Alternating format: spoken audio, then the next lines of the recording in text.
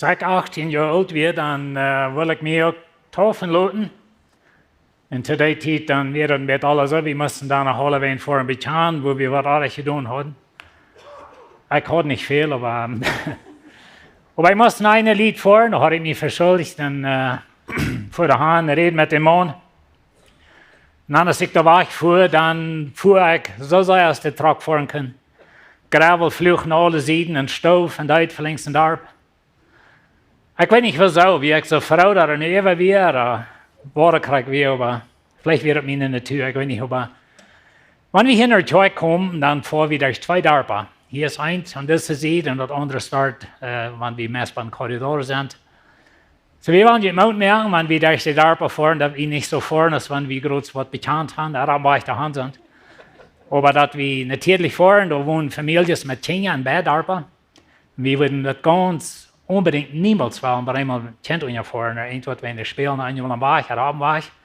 Und so wollen wir aufpassen, wenn wir durch die Dörfer fahren, wenn wir nach Tauffast kommen, oder Weg fahren, noch in den Weg, wenn wir herkommen, dass wir respekten an die Dörfer, wo wir wohnen, und dass wir aufpassen noch an den Nachbarn. Von der reden wir von Nieet Läwen. Und wir sind alle auf dem Weg. Und weißt du, das Prinzip von einem Weg sagt, dass, was immer Weg du boven bist, oder was immer Richtung du vorstellst, wo die Hand kommst. Du kannst nicht 7 fahren von hier und erwarten, dass du wahrscheinlich Pass umkommst. Du kannst auch nicht auf den feinsten Weg gehen und erwarten, dass du kommst in Gott seine Stadt an. Und so, wenn wir uns Jesus Hand geben, dass es nicht bloß, dass wir in Gnade sind und dass wir nun eine Erlösung haben und dass wir angenommen sind in Christus, aber uns Leben ändert. Das ist nie das Leben.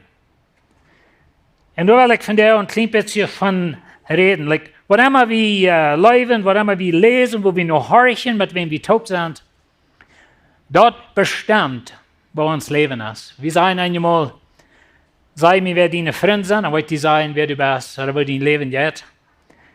Und das ist ein bisschen so das ist. Und dann einmal sagt Vers 1, und 2, da sagt es, was soll wir dann sein? Soll wir bei Sinn bleiben, dass die Gnade durch geraten wird. Und ich habe gerade in Kapitel 5 gesagt, dass wir sind durch den Glauben gerecht geworden für Gott. Und er sagt, dass wir Sinn tun haben, ist Gnade immer noch geraten. Und dann kommt die Frage, okay, so dann kann ich so leben, sich well, nicht, wenn ich sehe, ohne Gnade. So dann ich so leben, sich well. Und Paulus sagt in Vers 2, ab kein Weg, wo soll wir, die wir für den Sinn tot sind, und wieder beim Leben. Und wenn ihr tot zu sind, dort meine ich, dass sie körperlich gestorben. Und da meint ich, sie aus Ägypten rausgetroffen. Dort haben wir ein sehr feines Bild für das, dass das Volk Israel, sie mussten Blut unter denen schmieren, dort wäre ihre Erlösung, und hängen dort Blut, sozusagen, wie in sie Rat. Aber dann gingen sie aus Ägypten raus, sie gingen durch ein Meer, und das Meer kam hängen in Top, und sie werden aufgeschlossen von Ägypten. Das ist, was Daut zu Sinn meint. Daut zu Ägypten. Wir sind da rausgemoved, wir hatten der Teu gemerkt, wir sind andere Stufen gegangen, haben der Teu gemerkt. Und dann sagt er in Vers 11, große Hautchen dafür, dass die für den Sinn tot sind, aber in Christus Jesus lebendig für Gott. Und dann wird ihr dort waschen, dort redet er von, dass wir sind mit Jesus tot gestorben, mit einem Top berufen, mit einem Top abgestoßen, zu Nieet leben. Das wird wir hier bewiesen, wenn wir taufen tun, das wollen wir unterdrücken. Wenn das ein Bild von, ich sie gestorben, zu meinem alten Leben, ich sie berufen, mit Jesus tot sein, und ich sie abgestoßen, zu Nieet leben. Psalm 1. Das ist ein Psalm, wo uns wisst, was er meint, wenn ich nie das Leben habe. Und ich wollte in beides auf Deutsch und Englisch lesen. Das sagt, dass das gesehen, dass der Gottlose ihren Rut nicht annimmt und nicht mit Sündertod ein Weg geht und nicht satt, wo die später satten. Der aber seine Freude und dem Herrn sein Gesetz hat und sich Tag und Nacht damit beschäftigt. Der ist aus dem Baum, wo der Strom geplant, der seine Frucht zu seiner Zeit bringt, in den die Blätter nicht verwalten. Und am gelingt, was immer heute tut. Aber so sind die Gottlosen nicht. Die sind so spree, dass der Wind verstift. Da werden die Gottlosen nicht in das Gerecht bestehen, in der Sünde nicht, in der gerechte Gemeinschaft. Weil der Herr wirkt über die gerechte Weg, aber die Gottlose Weg vergeht. Blessed is the man who walks not in the counsel of the wicked, nor stands in the way of sinners, nor sits in the seat of scoffers. But his delight is in the law of the Lord, and on his law he meditates day and night. He is like a tree planted by streams of water that yield its fruit in its season, and its leaf does not wither, and all that he does, he prospers. The wicked are not so, but are like chaff that the wind drives away. Therefore the wicked will not stand in the judgment, nor sinners in the congregation of the righteous. For the Lord knows the way of the righteous, but the way of the wicked will perish. In Psalm 1 wie stands, wat dat meint, wanneer ik niet het leven ha. En zo hij naant hier some dingen op, like een gezegende persoon, die wandelt niet in de godloze route. Dat meint zoveel dat ik neem niet haar route aan. Wenn de godloze zegt, hey, weet je, een bij shootners, oder een joint schmecken, oder wat immer, like dat, voorblos met wat niks passieren, like alle fan, like we gaan alle vriend. Ik denk wat mij schwer valt, is ik me bekeerd weer, dat ik mijn vriend, some van mijn vrienden moet ik verloten. Because rijdt me drie zin aan. En zo wanneer we vriend hebben, eenmaal dat kan niet onze beste vriend meer zijn. En dat is een zware ding. Wanneer we ons Jezus handgeven, en eenmaal dan zijn er gewisse mensen vielleicht, we weten nog, met die top hebben we alle dingen gedaan, en gepartied, wat immer alle. Maar nu neem ik niet meer rood aan van die. En wanneer die zeggen, voorblos smertelijk, kennen wat het aanwoorden, dat is rood wat zin ons heeft. En zo hij zegt, zo zullen we niet leven. Dat tweede ding wat zegt, dat is niet met zin de top op een weg gaat. So nu zie ik met je voor, nu zie ik met een top. Ik kom met een. Ik zie met een top in een party, er waren dat niet, maar ik had het te zeggen, nu al mijn hand handgereikt. Nu zie ik al met een top. En zodat zin jetzt stoopwies aan mijn oren. En dat derde ding wat zeggen, niet zet, wordt später zetten. So nu zie ik thuis geworden.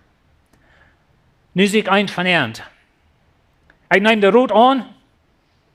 En ik voer met, nu zie ik een geworden. Nu is dat mijn leven geworden. En dat is wat zin veel meer zo. Viele mensen nemen vielleicht Jezus aan in een jonge alter. Maar dan is het correct dit, wat ons van weg afbrengt.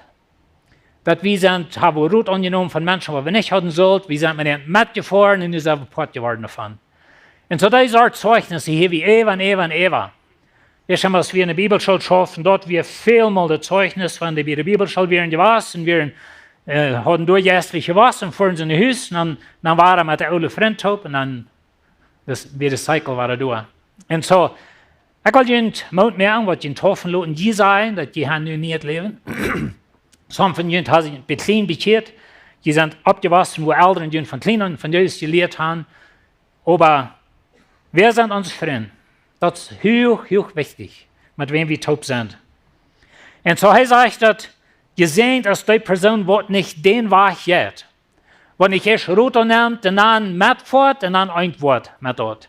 So dat is een gezegende persoon wat door van weg blijft. Wanneer du bezien weg stehst en du hast een modpuddel, dan kannst du bespritzt worden. Wanneer du durch gehst, dan wordt al verscheur worstblattig worden, aber wanneer du durchspannend liegend ist, dan was je ganz plattig. Zo schafft het leven. En zo ik zie te dicht bij leven, ik leef te dicht bij zin, of te dicht bij met vrienden, wat mij een aardige weg nanslaat, maar bij dem waar ik gries zou te zijn, en dan bij dem leg ik door in puddel.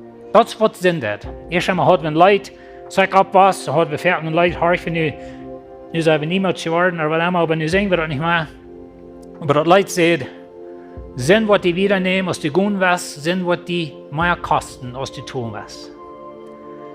Und das wird es schafft. Und so wer sind deine Freunde? Das sage ich mir, wer du bist als Person. Das zweite Ding, was hier sagt, ist, dass eine gesehene Person ist gewandelt in Gott sein Wort. Er sagt, über seine Freude und im Herrn sein Gesetz haben sich Tag und Nacht damit beschäftigt. Na, da meine ich, dass wir bloß Seiten in der Bibel lesen die ganze Zeit, aber wir haben eine Gemeinschaft mit Gott, wir lesen sein Wort, wir kämpfen über den Raum, wir vertiefen uns damit, wir horchen da noch, wir horchen vielleicht noch christliche Musik. Aber weißt du, was du deinen Gedanken mit fallen lässt, das wäre die Wurst als Person. Und wenn du dein Leben ändern, dann ändert dein Denken. Und das, wir leben so, wie wir denken.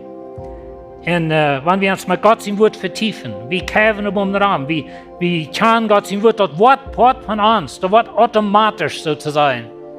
Und so wenn das Wort an mich kommt, das immer kurz gefiltert mit Gott sein Wort. Das ist, wo wir hin wollen als Christen. Das passiert nicht für selbst. Das ist nicht, wo wir mit schaffen machen. Und wie man uns bekannt merken mit Gott sein Wort. Der nächste Ding, was er sagt, was in der Frucht bringt zu seiner Zeit. Er sagt, das ist ein Baum und Wutter geplant. Ik denk vaak aan dit, want waarom zijn we voor een oud pastor, we voor der Hawaii en door zo'n Floris Magoner, waar we door der stij heen. Daar denk ik veel meer aan mij voor. Wenn du een rief hebt en dat kan ganz jeel en verdriet zijn rondom, maar door flanks een rief zijn jalste gereine beim. Hoe wij? Die zijn om Wuta geplant. Dat wil een Christel zijn.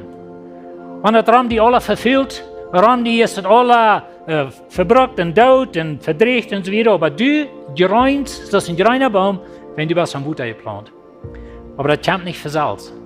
Eigentlich, was Psalm hier sagt, dass wir sind geplant. Wir sind nicht durch Wild angewachsen, wir sind durch geplant. Und so, wenn du Jesus annimmst, er plant die an den Riefer. Und du kannst Frucht tragen.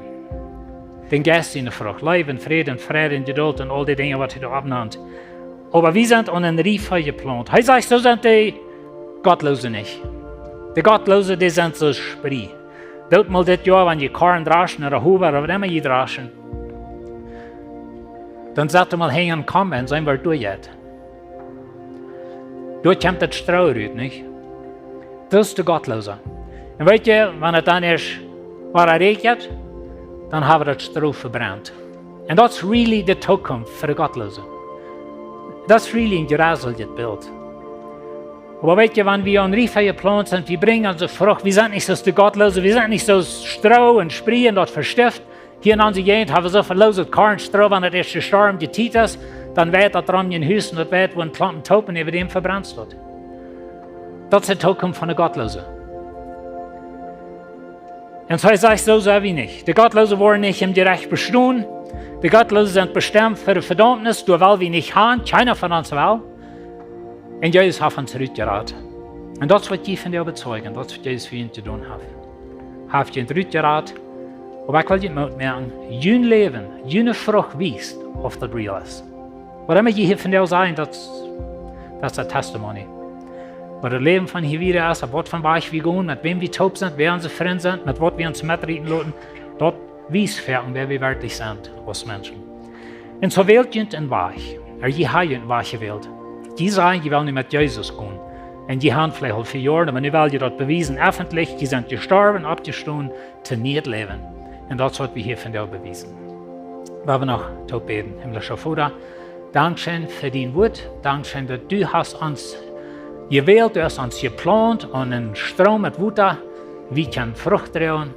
Und ich will, dass wir uns vor nicht aufgeben mit Menschen, die uns in den Sinn reden, dass wir uns vor vertiefen mit dir und mit deinem Wort und dass wir wollen Frucht tragen. Wir sind nicht Sprecher, wir sind Bäume, geplant und Riefer, die Frucht tragen.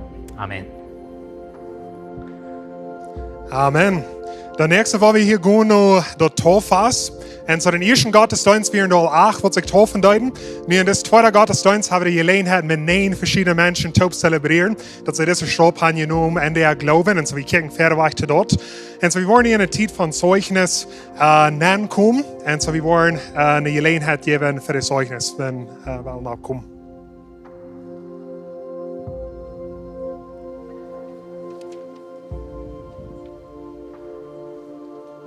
Good morning. My name is Sonia. I grew up going to Sunday school and attending a Christian school where I heard all the Bible stories and sang the typical hymns. As a kid, I attended summer Bible school almost every year, and at 13 years old, I accepted Jesus into my life. For the grand majority of the time, I never took it serious enough and didn't really understand the true meaning of the gospel, constantly questioning in the back of my mind if I was actually saved. About 20 months ago, after coming back from a weekend of worship nights, I felt the Lord working on my heart. In the past, I would so easily rely on my feelings that day if I felt like praying and reading my Bible. But that's the beauty of having a personal relationship with Jesus. After a good or a bad day, He wants to talk to you through His Word, and He wants to listen to you through prayer. And that's what the Lord has been teaching me, how important consistency is to growing closer to Him. One day, I read the verses 16 to 20 in the 3rd chapter in the Ephesians book. The Holy Spirit helped me to understand those verses from a different point of view. And I just remember sitting there in awe, how much love the Father has for us. I have a post-it note right next to it with the verse to those verses, with a prayer which says, Lord, thank you for your unchanging and unconditional love. Help me to come to a deeper understanding each day of what it means to be loved by you. And help me to return that love to you and to those people you bring into my life. That is our goal as Christians, to love like Jesus loved and to be a light in this world. This is personally what I have learned in my walk with Christ these past years, for it has been a great reward and has deepened my relationship with the Lord to be consistent with reading His Word, talking to Him, and listening to worship music. I cannot fathom how people can live their life without Jesus, because He is my best friend, the one I can always talk to and sit with in silence. This life is not promised to be easy, but the greatest gift to have Jesus by your side in every situation, the good and the bad. As it says in John 16:33, I have told you all this so that you may have peace in me. Here on earth, you will have many trials and sorrows, but take heart because I have overcome the world. I really like this saying, having Jesus in your boat doesn't mean you'll never face any storms. It means your boat will never sink. My encouragement goes out to the person who doesn't know Jesus personally yet to go seek Him. He is waiting with open arms and wants a personal relationship with you. Thank you.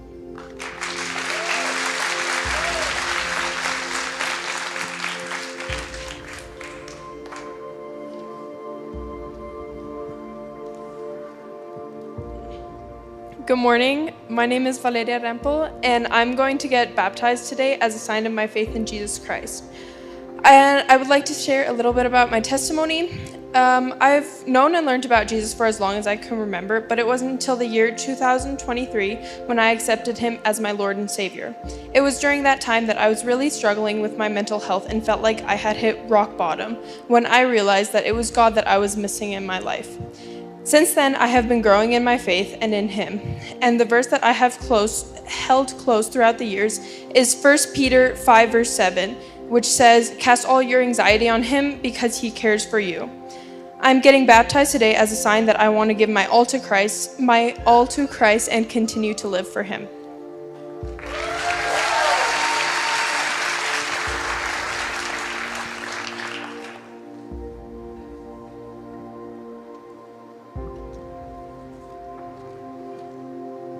Hi, I'm Emilence, and I'm going to share a little bit about my testimony today. So I grew up hearing about Jesus in school, church, and at home, but it wasn't until I was 12 that I gave my life to Him at summer Bible school, like most of us do. It was the most exciting night of my life. I wanted to live in that feeling forever, but I started to face some troubles. Before my teenage years and throughout them, I started to deal with depression. I isolated myself, I got really quiet, and lost my sight on Him. This slowly started to get worse, and I began to hate myself. But no matter what happened, something always led me back to Him. I never felt abandoned by Him, no matter how much I failed Him. But this year, I had the opportunity to join a discipleship group where we read the Bible every day, and it changed my life. I got to know God so much better and draw closer to Him. He helped me face so many troubles and allowed me to find my identity in Him. When they mentioned baptism this Easter, I put it off because I believed that I had to be perfect to get baptized, but that's not the case. In Matthew chapter 9, verse 12 to 13, it says, "It is not those who are well who need a doctor, but those who are sick. Go and learn what this means. I desire mercy, not sacrifice, for I didn't come to call the righteous, but sinners." And once I started to understand that He doesn't expect me to be perfect to live for Him because He already paid the price, my life changed. So I'm getting baptized today because I believe.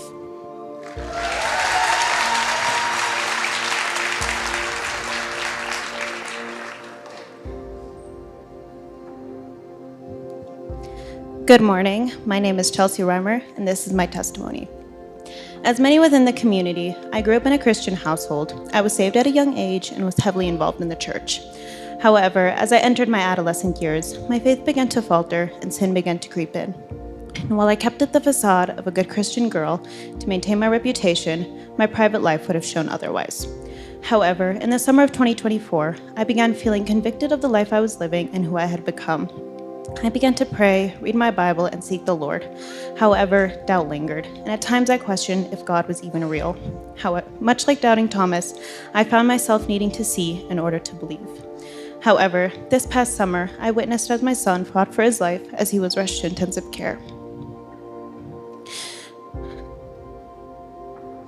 Helpless and hopeless, I began to plead with God to save his life. While in prayer, a wave of overwhelming peace began to wash over me. And in that moment and in the following,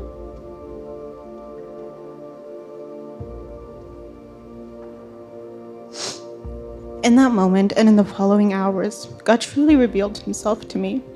And all doubt washed away. I witnessed his hands at work. I saw his power, and I believed. Today, my son is in the pews, alive and healthy, and I know I only have God to thank for that. And while my relationship with Christ is far from perfect, I can truly say that day I believed, and I am born again. I'm a born again believer. I get baptized today to serve as a public declaration of my faith in Jesus Christ, to symbolize dying to my old sinful nature and being resurrected as a new creation. Thank you.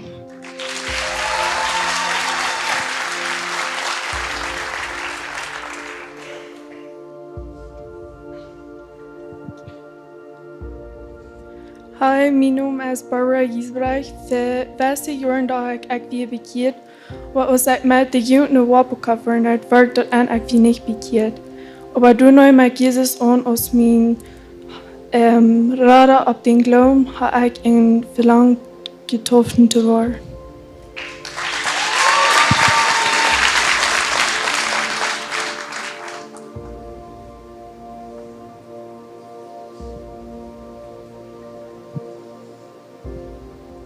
Hi, mijn naam is Lydia Nieveld.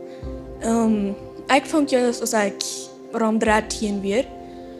En dat eerste stukje dat we dan ook fijn, ging schoon.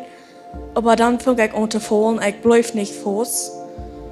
En dan als ik rond 15 weer, val ik diep in de zin aan. En ik wilde zelfs uitkomen, maar met de tijd ik werd en ik kon niet zelfs uit. Ik moest God hand omdat ik hier kon. En God hield me eruit. Ik zei vandaan van deze vrije was. En ik wil me vandaan in deze noem toffen doen.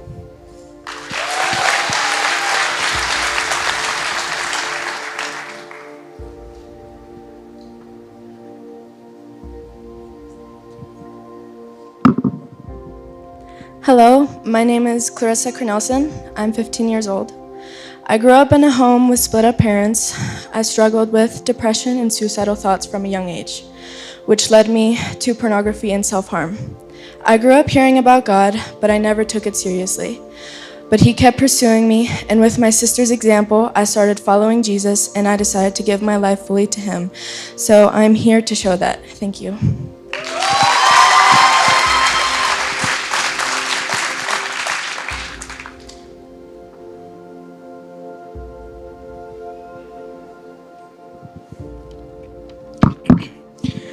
Good morning, guys. My name is Aydin, and I want to share what Jesus has done in my life. At the age of 10, I remember feeling convicted where I asked my mom to pray with me, and I asked Jesus into my life. I was adopted into a loving family, the Browns, who chose me and gave me a place to belong. That kind of love showed me a glimpse of how much God loves me too. Just like my family brought me into their home, Jesus brought me into His family through His sacrifice on the cross.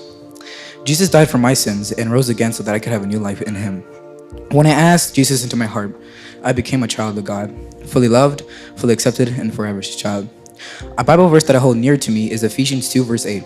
For it is by grace you've been saved, through faith, and this is not from yourself, it is a gift of God.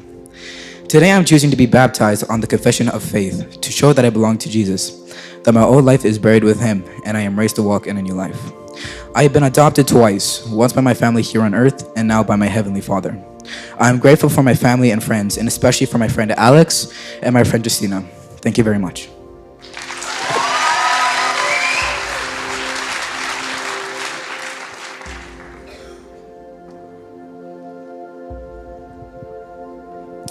Hello, my name is Matthew Wall. When my dad died 6 years ago, I blamed God for taking him away and was really mad at Him. But last October, I went to MBBC camp, and Mr. Penner talked about God's plan.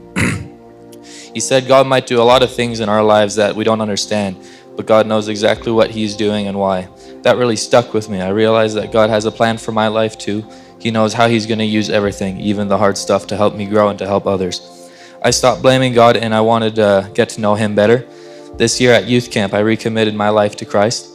Since then, I've grown a lot in my relationship with Him. Some of the people who have helped me grow are my brother Caleb, all my grandparents, Brian, Dwayne, Renee, and my amazing, beautiful mother. She wanted me to add young to it, but I'm not allowed to lie, so... No, I'm kidding. She's the best mother I can afford right now. In Romans 6:3, verse 4, it says, "We were buried, therefore, with him by baptism into death, in order that, just as Christ was raised from the dead by the glory of the Father, we too might walk in newness of life." I am walking in newness of life now, and I want to get baptized to show my love and commitment to Him. My dad is in heaven, but I know my Heavenly Father is with me and that He's got my back. I want to be a good servant to Him and share with others that how Jesus died for our sins and how He can make your life amazing if you believe in Him. I want you to know, if you are struggling with anything, ask God to help you. He has helped me so much in my life and has saved my life a lot of times. Lots of you know I am really good at crashing our four-wheeler, and I thank God for protecting me for that. But there has been many times where I thought the world would be better off without me. And if you have thoughts like that, just know that is not true. God has a plan for you, and you can make people's life amazing and teach about how amazing our God is. Thank you.